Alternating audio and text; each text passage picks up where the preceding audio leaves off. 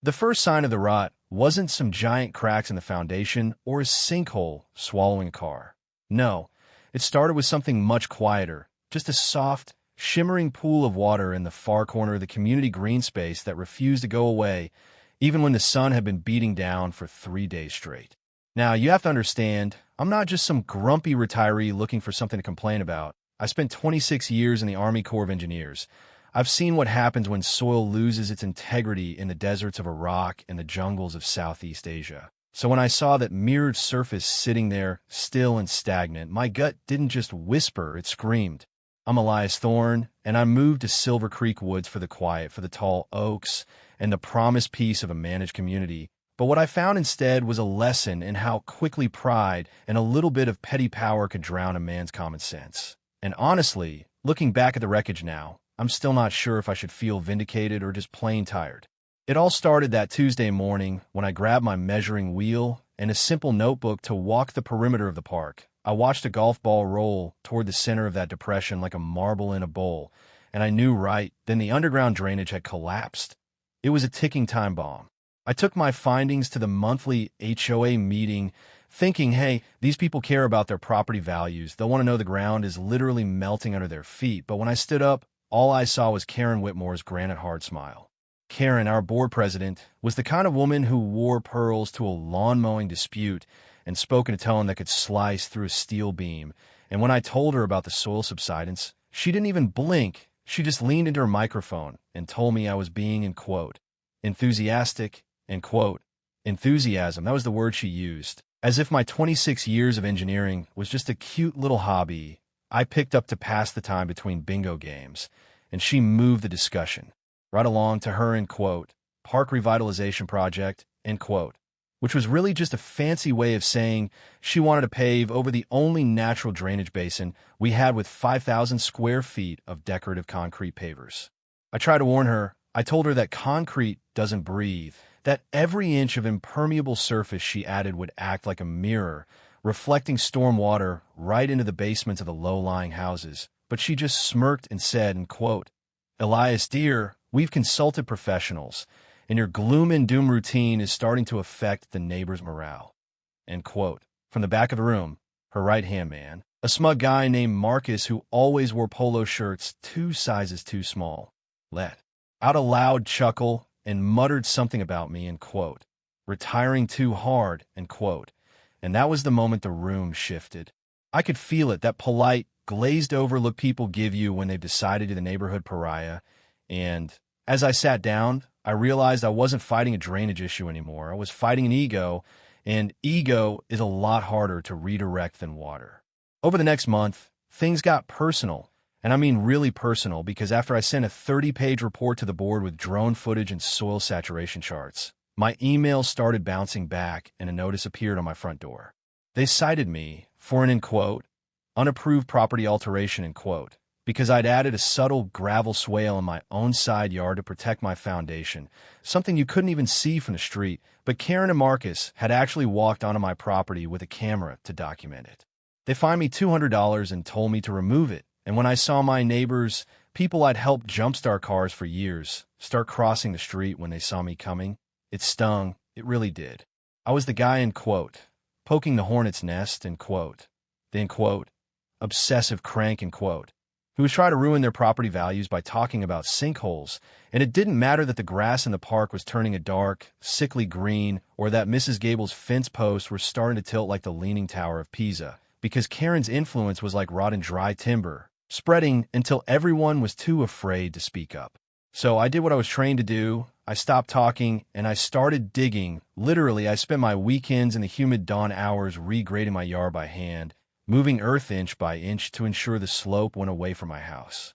I installed a massive dry well hidden under my vegetable garden and connected it to my downspouts with buried PVC pipes, and I even went as far as custom-fitting marine-grade plywood panels for my basement windows, painted to match the siding so nobody would notice my, end quote, paranoia, end quote.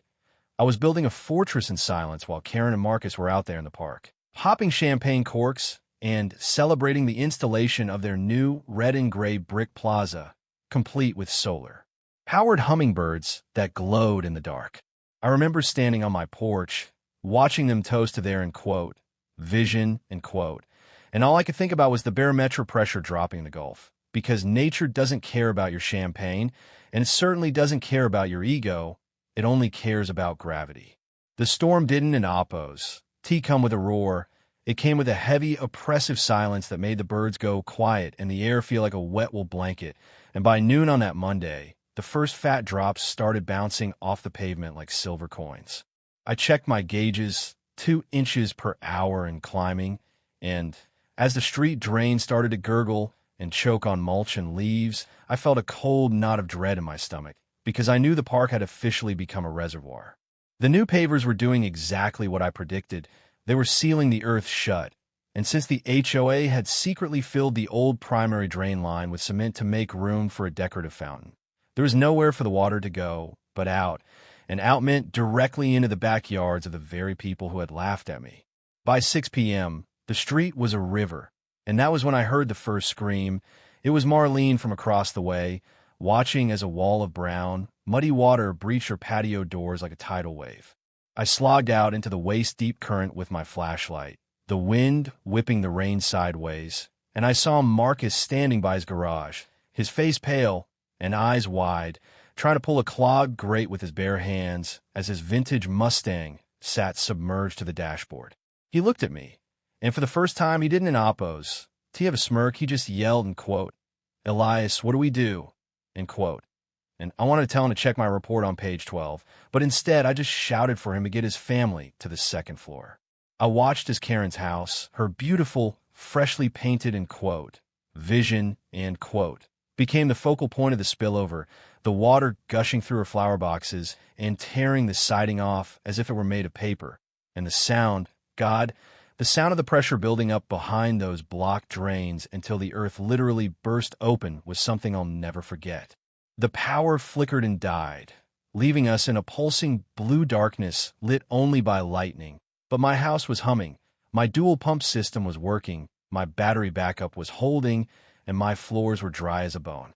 I sat on my porch steps, shivering in my rain jacket, watching my neighborhood drown because of a few $1,000s worth of decorative bricks and a whole lot of pride, and I felt this heavy, hollow grief because being right didn't oppose.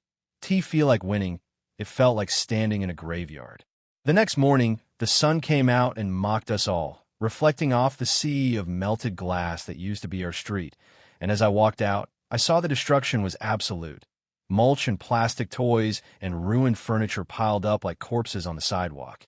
And there was Karen, standing in her bathrobe, looking at a mud-stained line 3 feet up her front door, finally silent. The aftermath was a whirlwind of white city pickups and neon-vested engineers. And when Jake Morales from the county environmental office looked at the cement-filled drain, he didn't oppose. He just called a mistake. He called a Class C violation of municipal code. The HOA was looking at $75,000 in fines, and that didn't oppose. To even count the civil claims that were starting to pile up from every homeowner whose basement was now a moldy pit. Marcus tried to act like he didn't oppose. T know about the drain, but the paper trail I oppose. D left at the county office months ago, made sure he couldn't oppose. T hide, and Karen, well, she didn't oppose. To even show up to the emergency meeting, she just sent a 3-word email resigning and put A for sale sign in her yard. Though who's going to buy a house with a watermark that high is beyond M. E. They actually asked me to join the board after that. They wanted me to head a flood mitigation task force but I just shook my head and told them I'd help as a neighbor, but I wasn't oppose. T gonna wear a title to do what I'd already been trying to do for free.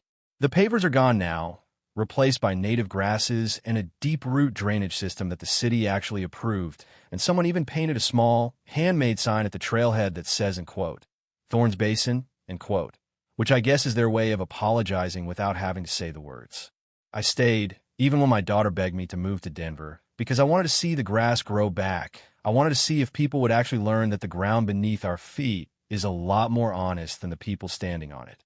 So, that's where we are, a little more humble, a lot more damp, and finally listening to the guy with the clipboard, but it makes me wonder, why does it always have to get to the point of total collapse before people are willing to see the truth? I look at the new neighbors moving into the houses that sold for a fraction of their value, and they see a beautiful park, but I see a lifeline.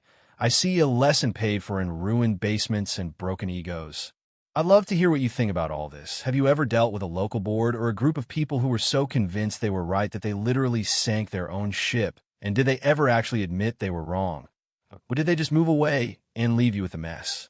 Drop a comment below and let's talk about it, because I have a feeling Silver Creek Woods isn't the only place where pride is the most dangerous thing in the soil.